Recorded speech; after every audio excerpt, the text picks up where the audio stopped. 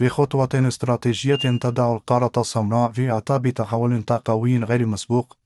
أعلنت وزارة الخارجية النيجيرية رسميا أن الربع الأخير من عام 2026 سيشهد توقيعا تاريخيا على اتفاق حكومي لمشروع أنبوب الغاز الإفريقي الأطلسي.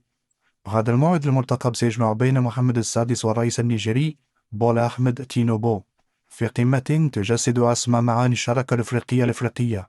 هذا الإعلان جاء ثمرة مباحثات هاتفية رفيعة المستوى بين وزير الشؤون الخارجية المغربي ناصر بوريتا ونظيره النيجيري، حيث أكد الجانبان أن المشروع لم يعد مجرد مخططات على الورق، بل واقعا يتقدم بخطى ثابتة.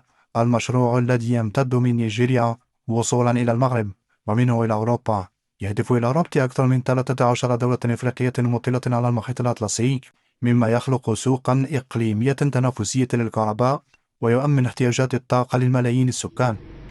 أهمية هذا التوقيت في أواخر 2026 تكمن في كونه ينهي جدل حول الجدول الزمني للمشروع، ويؤكد التزام القوتين الإقليميتين الرباط وأبوجا بتجاوز كافة التحديات اللوجستية والسياسية. لا يقتصر الأمر على نقل الغاز فحسب، بل هو المشروع للسلام والاندماج الاقتصادي، يهدف إلى تحقيق الاستقرار والتقوي للقارة وتعزيز موقعها كلاعب أساسي في خارطة الطريق العالمية.